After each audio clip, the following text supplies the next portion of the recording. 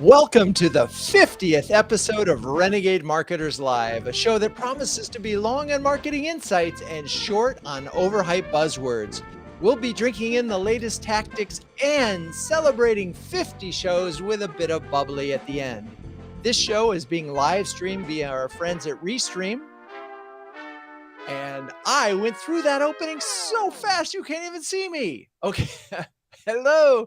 Hi there. I am your host, Drew Neiser, live from my home studio in New York City.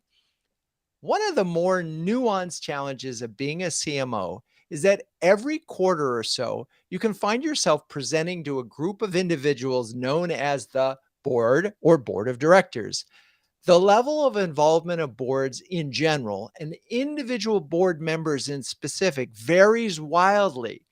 As a CMO, these meetings are fraught with danger.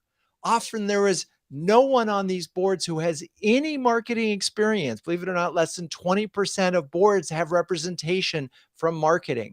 So their actual understanding of how marketing works can be very limited. Or just as challenging, the board could have an experienced CMO on it who may want to be overly involved in your business. So either way, for many CMOs, being in front of their board is the most nerve-wracking part of their jobs. So on this show, we're going to speak with two superstar CMOs, Mimecast Bernd and Jamie Gier, both of whom have presented to multiple boards and lived to tell about it. Ironically, we were supposed to have a third guest, Paige O'Neill, but she got called into a board planning meeting with her CEO, and so it goes. With that, let's bring in Bernd, CMO of Mimecast and star of episode 10 of this show. Wow, 40 episodes before. So, Bernd, how are you? I'm doing great, Drew. How are you?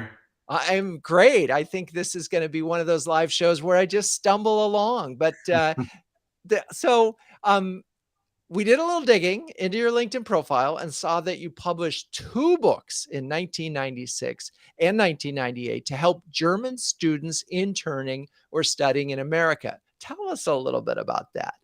Yeah, thanks, Drew. Way to age me right away coming onto the call.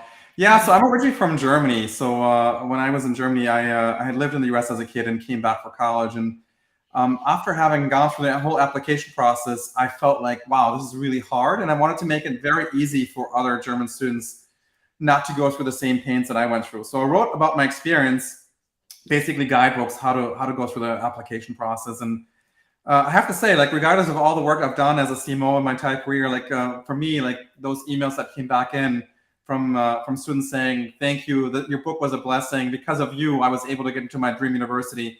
That felt good, and it's always something I can look back on. Have you ever been tempted to go update those, or because it's an amazing story and what talking about an act of generosity.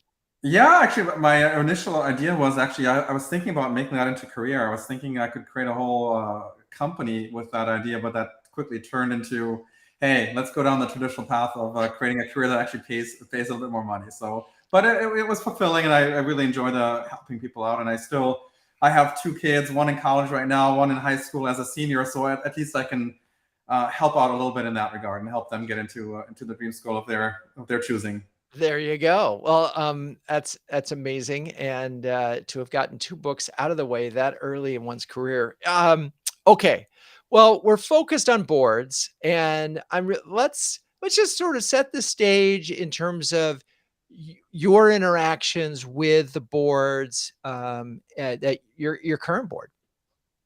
Yeah, it's interesting. So Mimecast were an email security provider, and there's been a little bit of a transition. Like when I came into Mimecast, we were a publicly traded company, so we were dealing with a board that was very diverse, all different, typical board that represents a publicly traded company. We were acquired by a private equity firm called Premier in May of this year.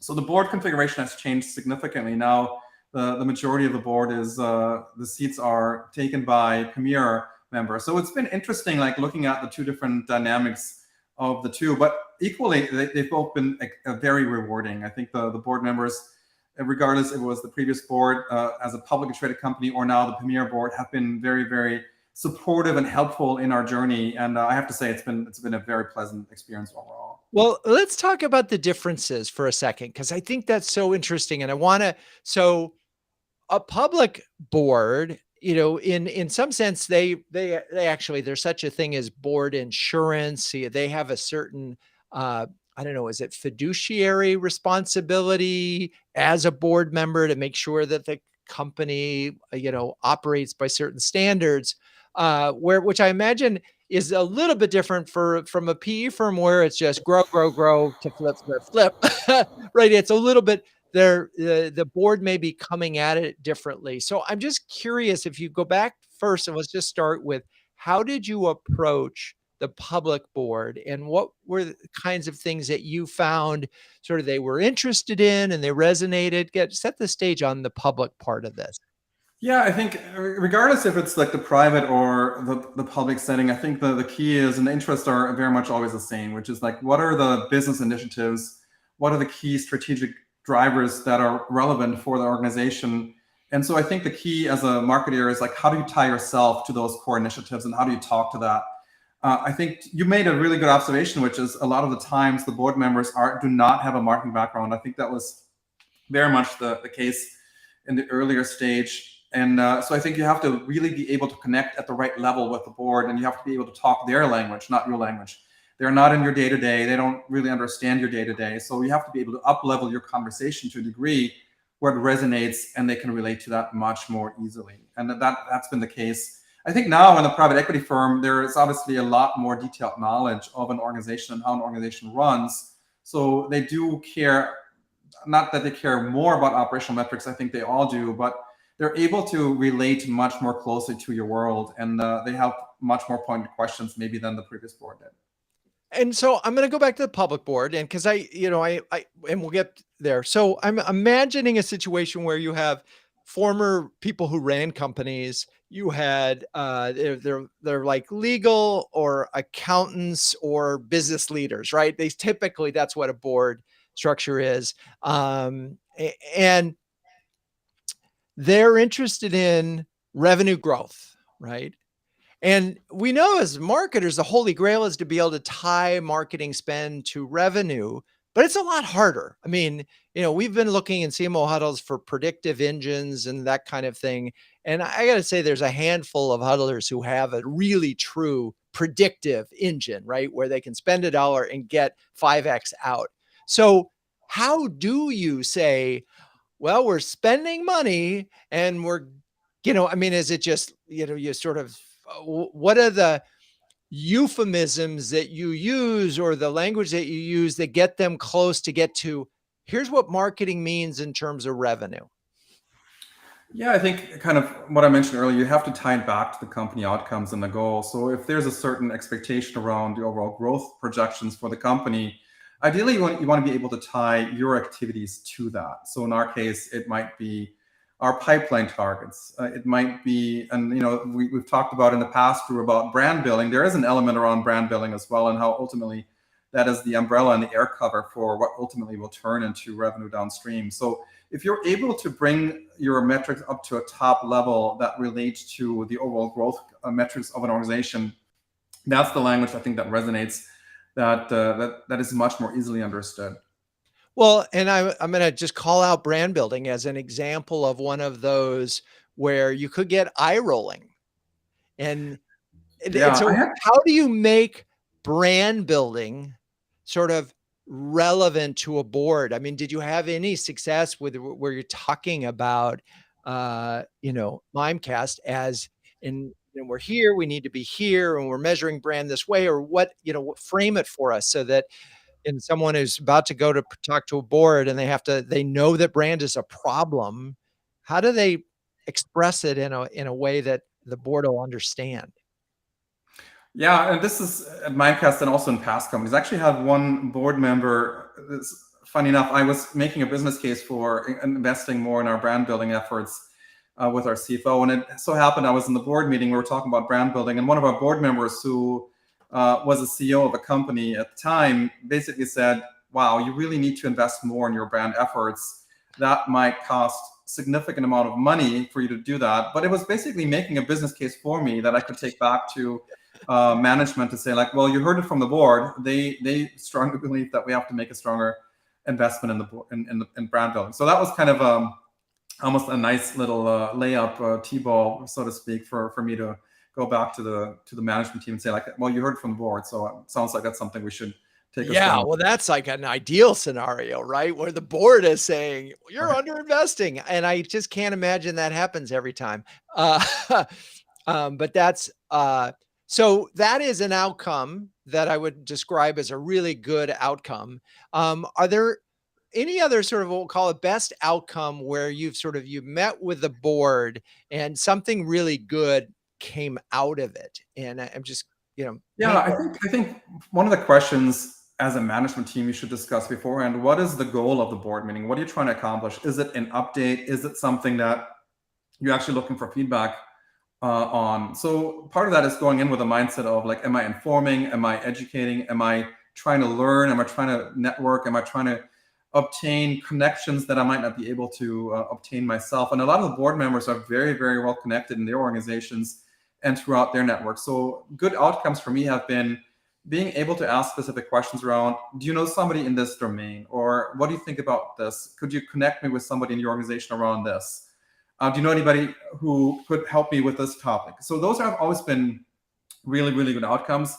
I think in general, as a marketeer, if you walk out of a meeting and no harm done, that's always a good outcome. If you if you don't get any massive follow-up questions or yeah, I think if you come in, you make a good presentation, you connect your goals, what you're doing, to the goals of the company, and you get good feedback on that, I would say that's always a win.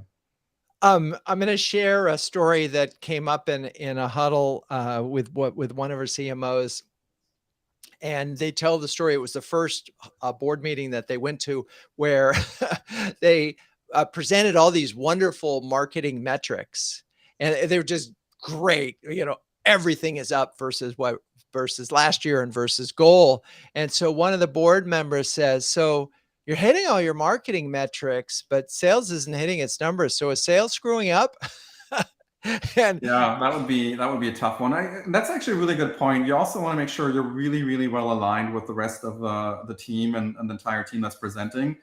That story has to be cohesive. You have to go in as one team with one unified front. You can't be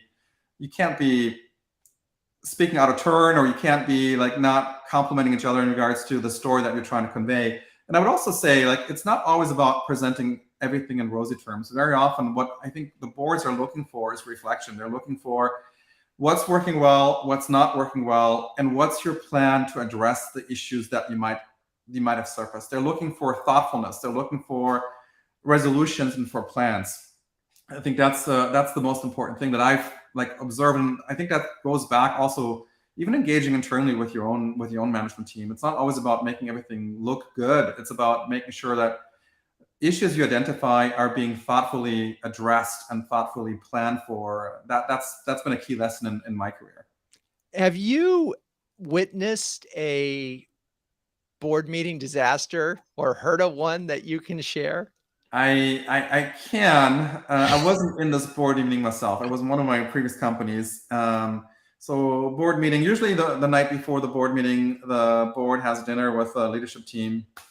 And that evening, bread was not broken. And the next day, when the board meeting happened, the CEO was actually asked to step out for a couple hours. And the board meeting went on without the CEO in the room, and ultimately led to a change in management. So I think that was quite dramatic for a board meeting. Again, I wasn't part of it, and that was pretty dramatic. Yeah, that's an outcome that certainly for the CEO would not be a good one.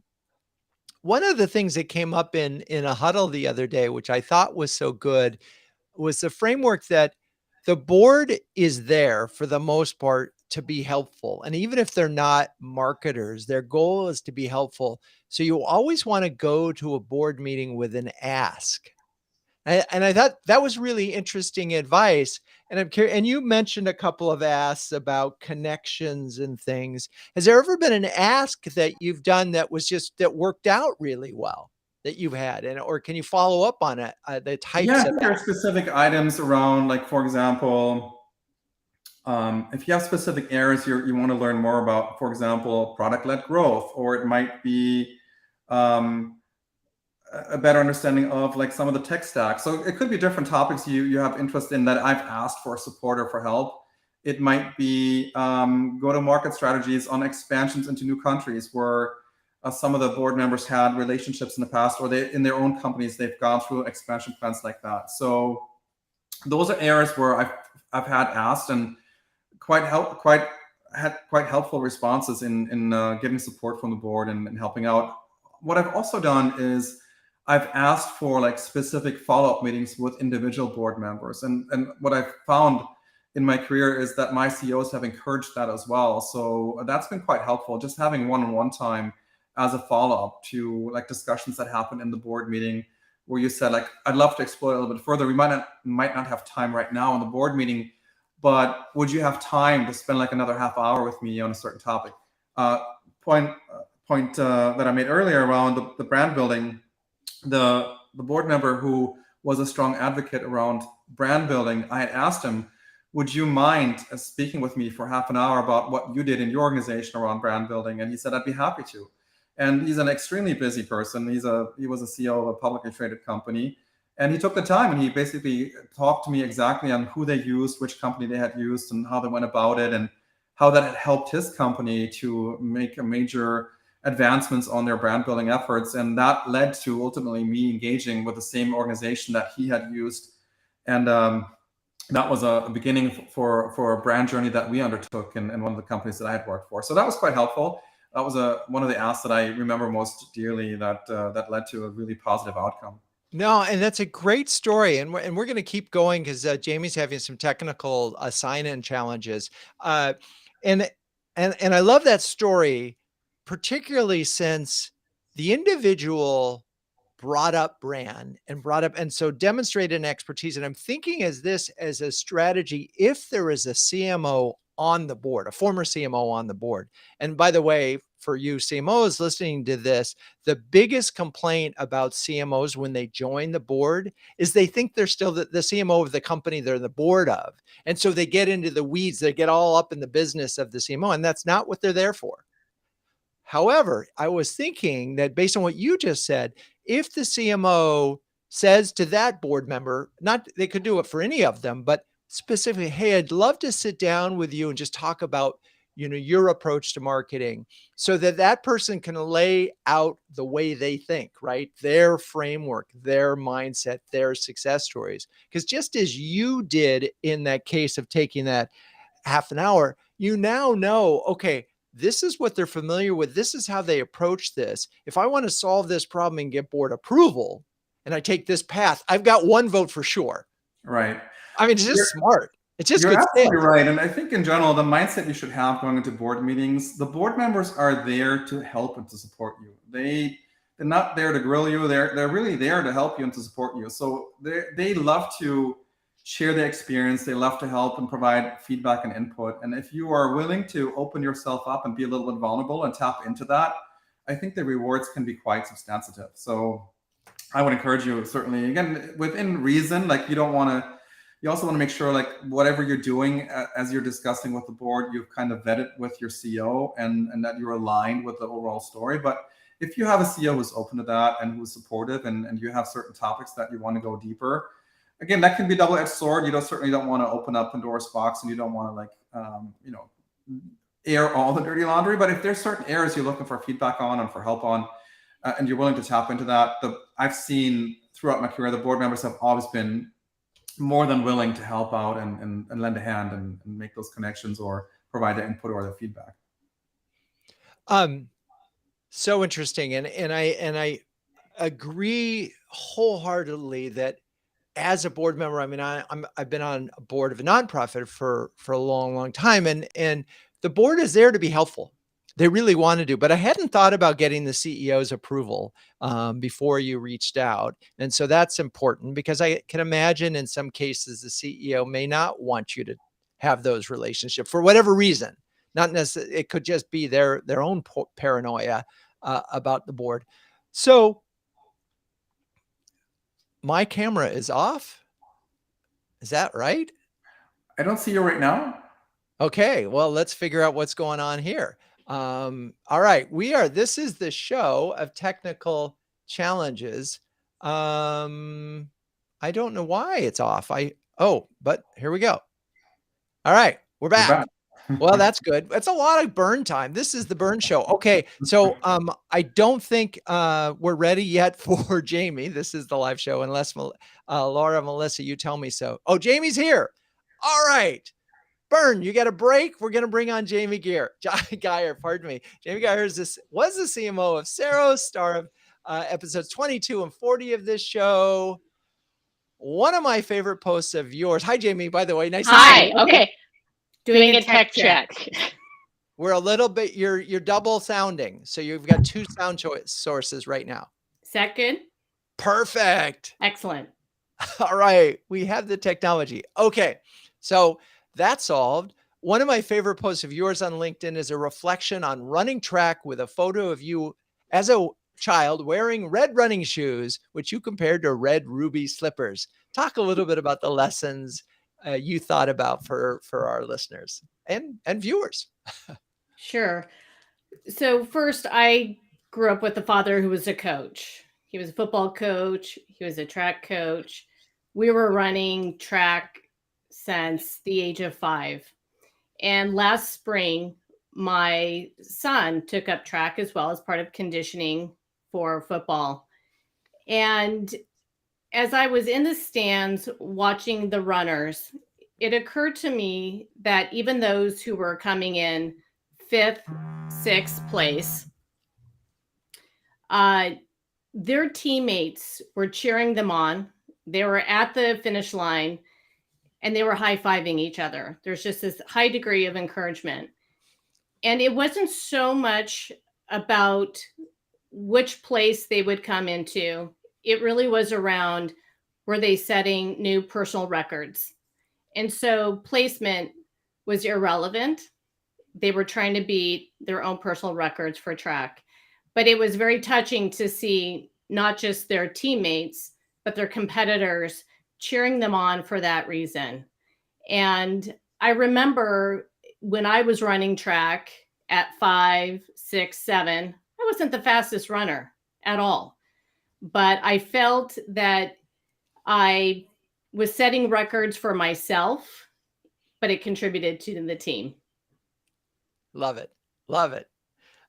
Okay. Well, speaking of contributing to the team, I know that you have both from Dreambox and Ceros dealt with boards, interacted with boards. Talk about your sort of basic approach or how it evolved based on as you got more and more experience with managing boards. So I always started with, what is the purpose of the board and how can they serve me, but how can I serve them as well? And you touched on this a little bit earlier, which is they're there to help govern, but also to help approve bigger decisions that you're making on behalf of the company, bigger strategic decisions. And you want to make sure that you're giving them the insights, and information that they need, not just about the performance of marketing, but some of the signals that you're picking up in the marketplace that can just help with those two functions that they serve. So anytime that I've worked with a board, I've led with, what is their purpose? How can I serve them? How can they serve me? And I want to be very respectful of the limited time that they have, because they have other portfolio companies that they're working with. And so it really becomes, how do I become a strategic advisor to them and make sure that I'm using them in the appropriate way? And in both of those, in both Dreambox and Ceros, those were PE or VC funded boards? Sometimes they're a combination, but the majority owner was a private equity. Okay. And so, I'm curious. I want to dive into that because PE firms, again, depending on the PE firm, have a lot of portfolio companies. And when they do have a lot of portfolio companies, they have sort of normative ideas that, well, this is how much you should spend. This is how you should spend it. And I'm curious if in your interactions, how you sort of navigated through the generalized, well, these are the things that have worked for other companies versus, the specifics that you had to deal with it at those two companies. I've been pretty fortunate, Drew, that the private equity firms I've worked with provide a really good balance between guiding versus instructing. And they're very good about understanding the uniqueness of each of their companies that they oversee and that they govern. Now, when that has come up, I'm receptive to the information, but I'm very well prepared to talk about my own company, about our own marketing function, our buyers. And in some cases, I leverage that input as a great follow-up because they might get me connected to another portfolio company where I can learn and understand. And in other cases, I can guide them as to why we're doing things the way that we are. So talk about it. Bernd shared a story while you were off camera about how he did a one-on-one with one of the board members, and that helped really shape how they did a big brand initiative that worked well. What's the best outcome you've had in a board meeting, and or at least a story that sort of, there was a challenge and you were able to work with the board to make something happen? The one that comes to mind is when I needed to come in mid-year. So, budget's already been set. We know what our spend levels are supposed to be. But I was joining the company mid-year. I did an assessment of some additional investments we needed to make if we were going to hit our targets and grow, and put together an ROI on those investments, working very closely with our CFO. This happened to be investments in product marketing, so people, in addition to some additional technologies that we needed to better understand our customers and to be able to target them. And I came prepared with a business case. And what board of directors care about in PE firms is what is the cost and what is the yield. And if you come prepared with a pretty sound methodology for how you prepare a business case, it makes it easier to get them to improve the investments that you're trying to make. So in this case, I was able to link product marketing with an increase in win rates, when that return would show, and what it would even have in terms of impact on renewal rates or retention rates. And in doing that, and by the way, I timestamped that in terms of we should be able to see a return on that investment within 1 year. But look what we're going to get in years 2, years 3. Because I understood the data and the fact that they run by cost and return, it made it easier for me to secure those investments. And fortunately, they were the right ones in terms of headcount and in technology.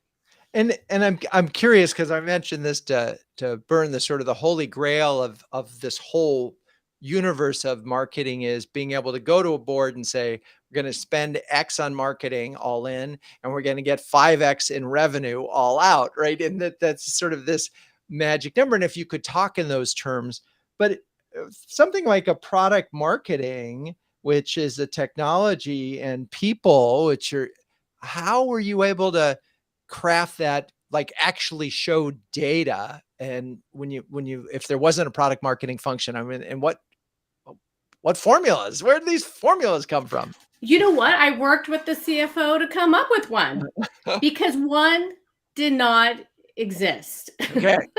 I reached out to my peers, my communities, and everyone just kind of scratched their head and said, I don't even have that. So this is where I partnered with my CFO to say, this investment, let's just say it yields a 1% increase in win rate. That's substantial. Okay. In the first year, it covered the cost of salary, but then you got to look at the value, the lifetime value of that customer. Right. If you were to get that win, and then it makes it an easier conversation. No, well, we'll have to have an offline conversation. I want to see that formula again. I'd be happy to share it. Now that I hear it, I mean, we're only talking about an incremental improvement that could have a really significant return. So it wasn't a big investment, and the return was based on a rational percentage increase, which is a lot different than saying all this money for marketing and this 5x return in revenue. That's a much harder series of events to link. It is a much more difficult series to link. But so I started conservative. Yeah. 1%. Yeah. This was the conservative. Right. Yeah. I love it. Okay. That makes total sense. So that was the best case. Have you witnessed or heard of a really bad, awkward board conversation? Oh, yes.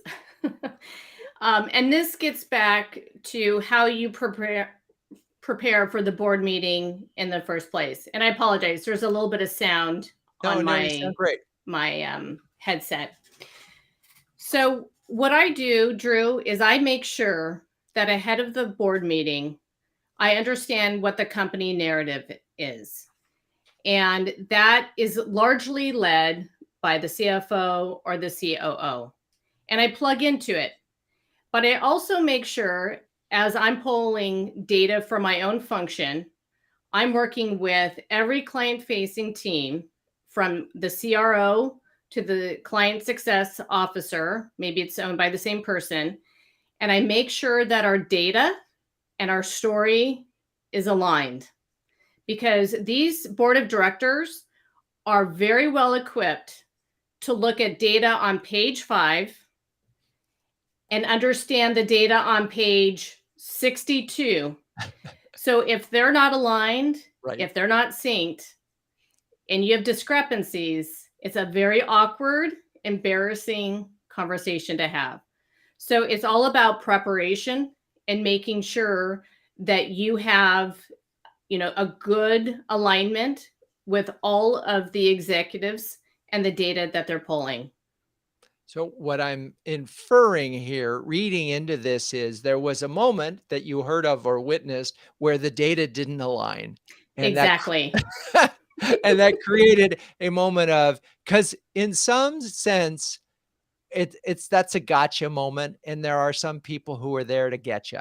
And that's an unfortunate thing that individual or person was looking for that discrepancy. See, I pay attention.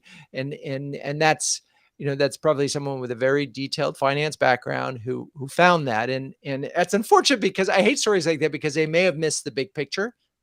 Right. And they're just focused on the weeds there for a second, or it could have been a big picture outcome. Okay.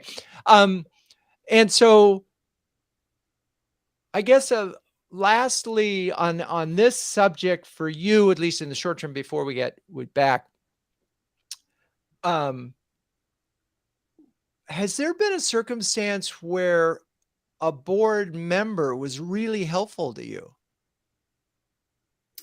Many examples of that. And it starts with your relationship with the board is not just the quarterly meeting. So I make sure that I have a monthly meeting set up, mostly with the operational leader. And that way there's no surprises when the quarterly meeting actually happens. But they become a trust partner to me, where I can take, some of the thorny issues, bring it to them and say, look, I don't have this figured out. So can we ideate together, or can you put me in touch with another portfolio company? And I think that they appreciate that very much, because then you're at least honest about what you don't know or something you might be struggling with. And it's not a hit to your reputation or anything like that. You simply haven't figured something out, and that's what they're there to help. So there was a case where I was really struggling with a specific vertical and trying to understand how to think about the nuances of that business. And that board member was able to sync me with another portfolio company that was in that space. And so I connected and I was able to get some of the knowledge that I was lacking to really think through. But that gets back to, especially if you are owned by a PE firm, that they have other portfolio companies that you should be tapping into to seek input and learn and bring back to your own company. Yeah, that's perfect. Okay, what a great moment for us to transition for me to talk about CMO huddles, because what the story that Jamie just shared is all about finding peers who can help you solve problems that you're facing. And so, give me a second here to talk about CMO huddles. Launched in 2020, CMO Huddles is an exclusive community of over 100 highly effective B2B CMOs who share, care, and dare each other to greatness.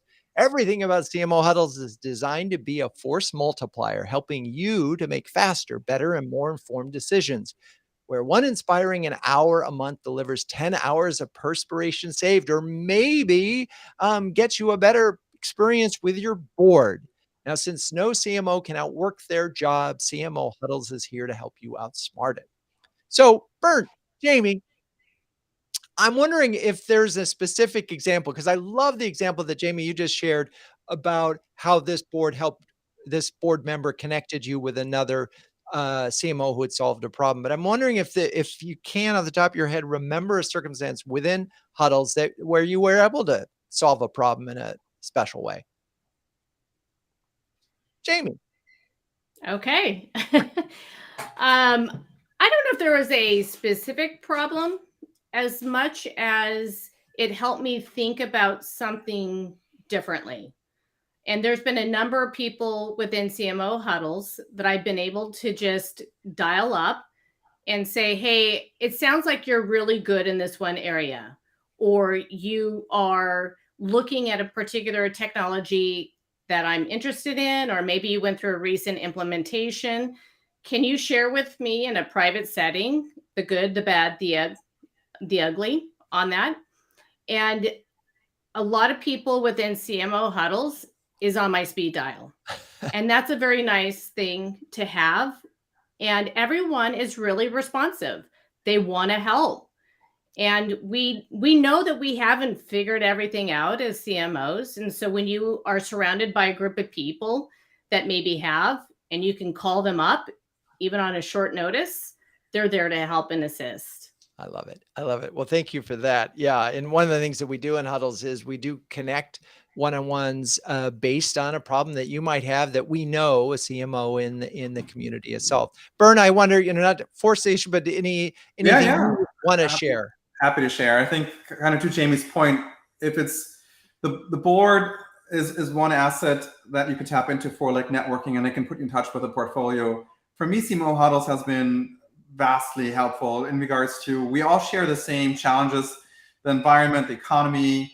Like we all talked about COVID and how we were dealing with that as leaders in our teams. So I have a specific example. I think we, as marketeers, we often struggle with attribution. And so the opportunity in both like these forums that we have where we get together and we pick a specific topic that we can talk through.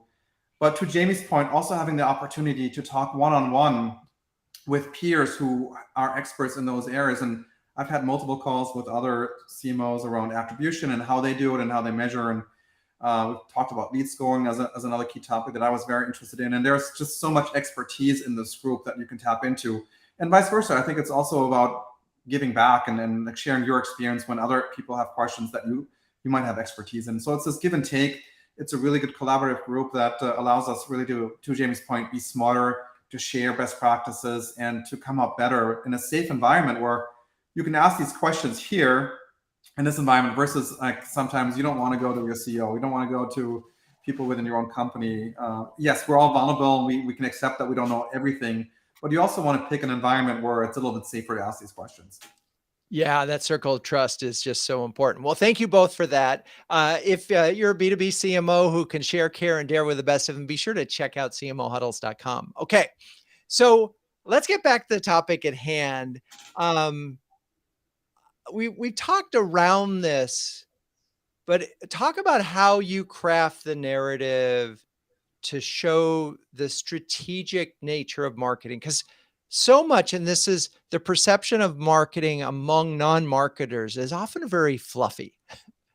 Oh, you're the brand thing and the logo and the colors and the fluffy thing. And I know we should be well beyond that, and maybe we are, but how do you craft a narrative to show the strategic nature of marketing before each board meeting? And let's go with Bernd. Sure.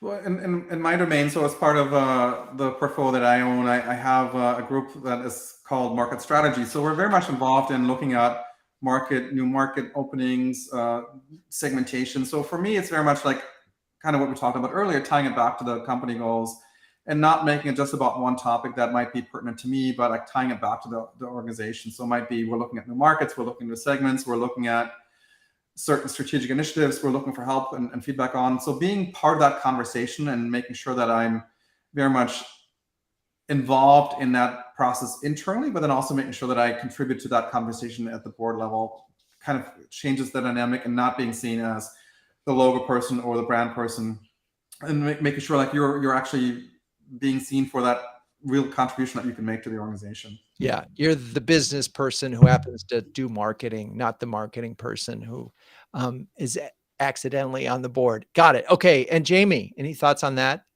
I have lots of thoughts on that in particular. But this is why it's really important, board meeting aside, is that CMOs connect marketing to the business. They also train their teams to think about being a business owner. So it's having the business and financial acumen so you understand what matters most and how marketing supports the bigger business initiatives.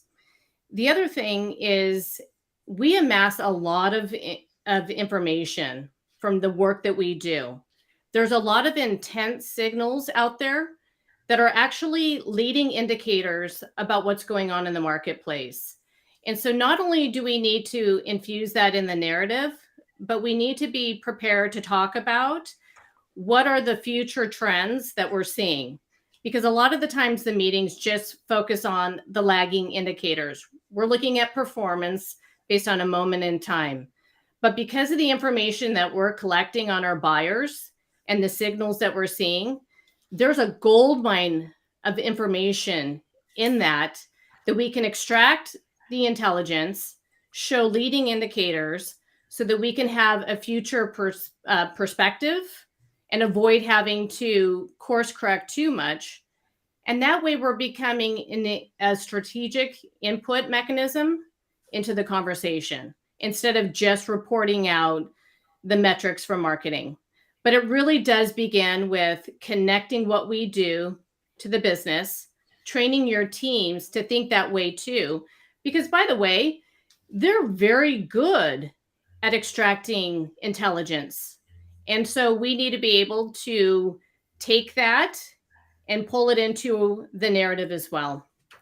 What I love about the combination of what the two of you said is you're really positioning the CMO and as really, and I know I've heard Linda Boss from GE talk about this. You are potentially the strategic, forward-thinking aspect of the business. And I really want to emphasize that the board is that opportunity to show that, because they're there to if they're there to govern and shepherd the business forward, and you're the one bringing that. I think it really changes the way they think about marketing as this transactional thing that drives leads to a business driver that can drive strategy and future results. But I want to get specific though on that when we talk about intent signals and metrics that sort of get you on this future forward looking thing. What are we talking about? What data points are we actually looking at, Jamie? I mean, I understand it intent such as it is based on someone going to a pricing page versus someone asking for a demo. I understand intent signals from that, but that's really detailed. I'm just wondering what you would share that would show that would able to be able to talk about intent signals, but I guess not like this. We had this many clicks on demos. Right. And by the way, they don't really care about that. Mhm. They do care about you're contributing to pipeline, Right. that marketing is having an impact on actually closed won, that we're learning why there's closed loss. But they don't care about necessarily how many clicks you're getting. They do care about the channels that are working well. But this is where we can up level the conversation. So what I mean by leading indicators is when you look at the pipeline you're building, are you seeing shifts in the types of companies that are engaging most with you? Are you seeing some new buyers, for example? Do you know what their interest was coming in? So are there certain trends that they're looking at that they're attaching to your brand, problems you're trying to solve? So there's things that we can look at that got them to want to engage with us in the first place. Are you getting more business from enterprise than SMB? Is the average deal size increasing? If so, why? There's a lot of different things that we can evaluate and slice and dice the information to see if that provides any insights on what future buyer might be, how long they're going to stay with us. Are there certain markets that we're testing that could prove to be very valuable in terms of market share? So there's a lot of things that we can bring based on what we know about the buyer, because the technology is there and it's giving us the insights. It's just being very intentional about looking at that and extracting out that kind of intelligence that we can bring back. Yeah. So two thoughts come to mind. One is, boy, you better have a great data person, which we always know you always need anyway. But two, part of the art of this is only sharing enough metrics, because one of the complaints of CMOs is they share too much, which is an interesting one. So you do have to sort of do that. But I know, Bernd, I saw you making notes and so forth.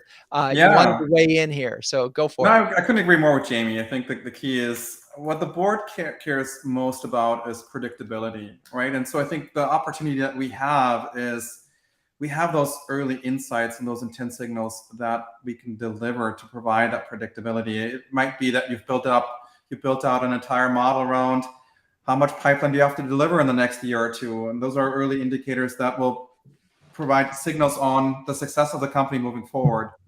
I think the other thing that we can provide as marketeers is we can represent the voice of the customer. Like very often I've done like primary research, or in my team, we own the customer advisory board. So we have an opportunity to engage with our customers in a way, not just to learn about what our customers care about, but in a way I use the CAB to learn more about what do their peers care about as well. So those are like ways that we can tap into research and knowledge of our buyers, as Jamie said, that nobody else has to the degree that we have. And so that's something that we can bring to the table that provides additional insight and additional additional information that either the sales team doesn't have or the board certainly doesn't have. And I would also caution, and you mentioned this, Drew, as well, don't come to the board meeting with vanity metrics. Like they don't care about a lot of the things that you use on a daily basis in your domain, and like they're important for your team and they're important for your organization and for the team members within marketing, but they're not critical to the board and they're not critical to reflecting on the overall success of the organization. So you have to make sure that you're able to connect the relevant metrics. And Jamie mentioned a few of those, like your pipeline targets, your win-loss analysis, your segmentation analysis. Those are the things that are more meaningful for the predictability of the success of where the company's heading. Yeah, so I'm imagining a couple of things. I'm going to be repetitive here, but first, your sort of big picture strategy. You're on it, you're owning it, you're seeing it, you're giving them forward-looking data. The sort of next level down is being the voice of the customer. I mean, I always joke about this, but it is so true. Any sentence that starts with, I was talking to a customer the other day is a winning sentence for a CMO, particularly in front of a board. And then I'm also thinking that you have to bring them along. And in order to not overwhelm them, you don't want to start with 20 metrics because they just can't grasp those. So it might be that you start with a smaller number and then you grow and educate them over time so that they know how to deal with that. And I think we've gotten some really good ones here in terms of pipeline and win rates and so forth. Can I say one thing along those lines, Drew? Sure, please. That the two of you have actually touched on related to the customer. I've gone into the habit of, before going into a board meeting, there's 3 things I do besides collecting all the data. I talk to a handful of customers to see if they have any feedback on the data I'm collecting and if they have any additional insights. I try to go into the communities where they are. And then along the lines of the value of CMO huddles, a lot of the times I'll go to our own community. If I know I'm going to get asked a question about what I'm seeing in terms of the latest in digital marketing, or what's the perspective on in-person or virtual events and the impact, I try to think ahead of questions they're going to ask, and I will go to the communities that can help address that so that I have like fresh, relevant information. Yeah, exactly. I mean, there's a lot of preparation is what I'm hearing if you really want to do well in this.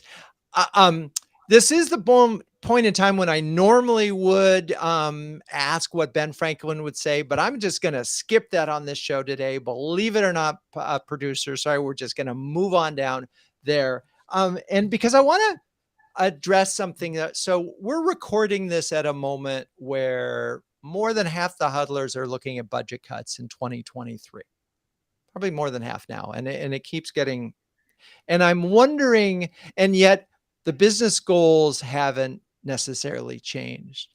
And I'm wondering how these conversations are going to go with the board under those circumstances. And what's the CMO going to say when you want to talk about pipeline and coverage, and you're looking at a 25% reduction in spending, but a 25% growth in cover? How are these conversations going to work when and I don't know. I mean, maybe you're not facing them, but Jamie, what advice do you have for CMOs under these circumstances right now, particularly facing budget cuts and then going to a board meeting? My advice is to work with your board so that they understand that even if buyers are not purchasing today, they're going to get back to purchasing. So you need to be top of mind. You cannot take the gas pedal off your own visibility and making sure that when they are ready to get back to buying, which is probably what's driving the reduction in budgets right now, because there's a lot of market uncertainty and what's going to happen. But marketing is also the long view. We're not just living in the quarter. We are the ones securing future business. And so you need to be prepared to have the conversation.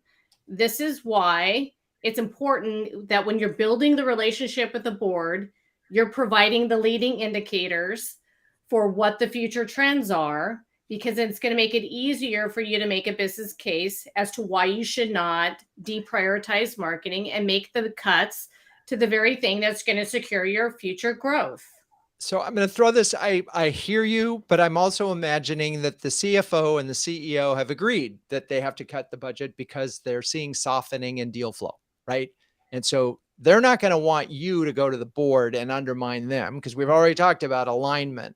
So Sure. So the scenario that I'm imagining and I'm playing, that in some of the CMOs and huddles are going, help. I'm now in this sort of, I've got to be Svengali. I'm going to have to do some magic sort of, magical thinking is happening. And I don't know if a board would say, hey, the budget's been cut.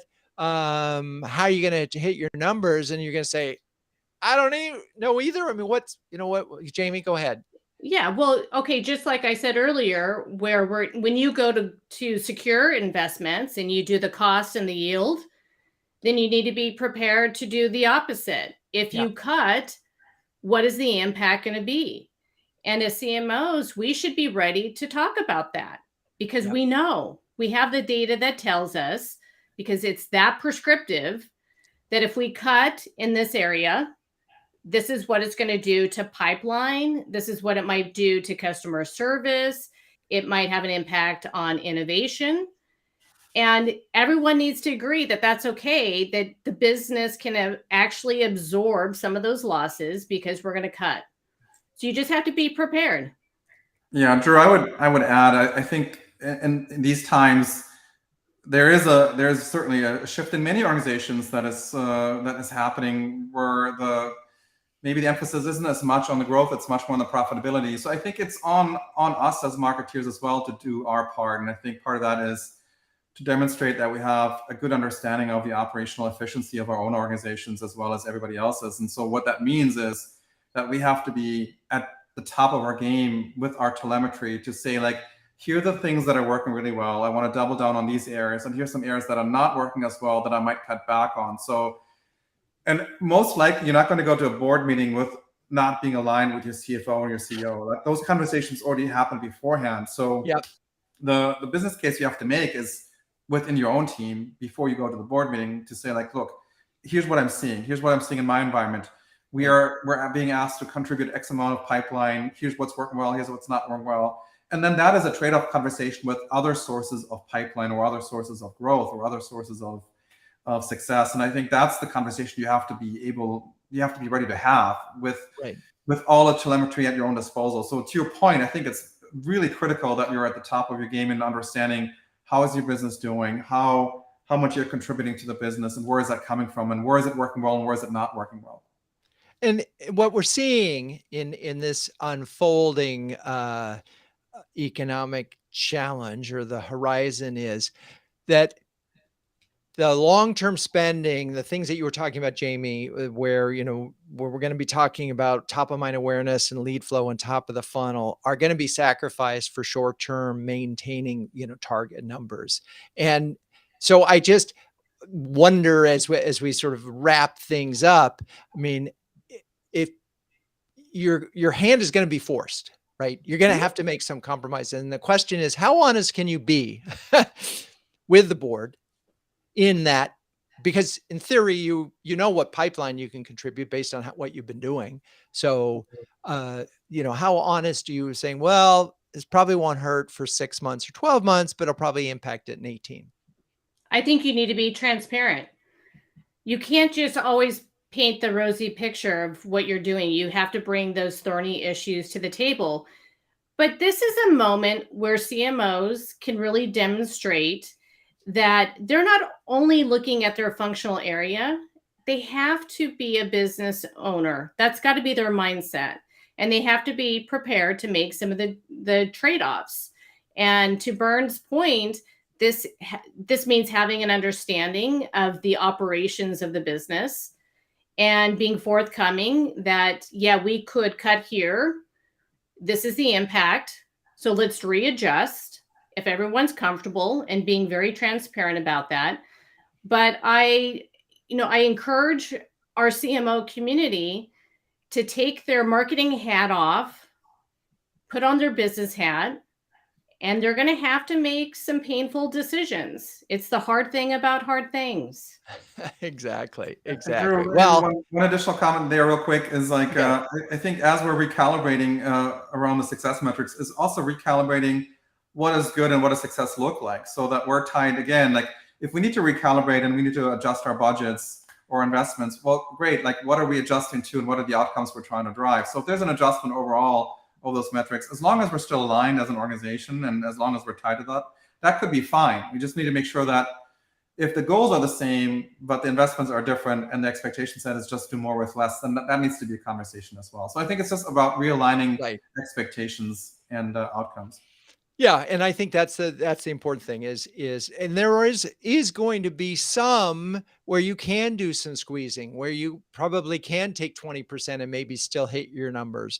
But if the cut's more than that. So we have to define, and I love this. Okay. So here's my wrap up really quick because we're actually over time, which we never do on this show, but we're gonna do it because this was so insightful. And thank you, Jamie and Bernd, for this. Is you are a strategic leader of the organization. When you go to the board, you are not just the marketing person. So you're framing everything in terms of that. You're giving them information that helps them understand and predict the way the business is going. We get to this term predictive a lot more now as we talk about board conversations, but we're also talking just about marketing in general. Um, you are the voice of the customer. That's always been a thing. And then you have the data to back you up. I love how the Jamie's preparation process of customers and community and asking peers, and also just Burns. If the cuts get too deep and we're resetting expectations, and if the goal is EBITDA, then we're just going to recognize that this is what good looks like moving forward. Anyway, thank you, Bernd, Jamie. You're both good sports. Cheers for being on episode 50. Enjoy the champagne that we sent for you. Thank you, audience, for staying with us. We'll be back with another show in just a couple weeks. Cue the music.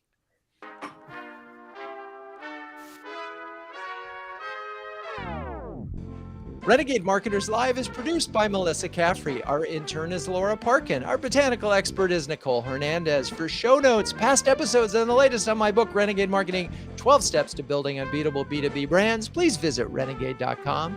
I'm your host, Drew Neiser. And until next time, keep those renegade thinking caps on and strong.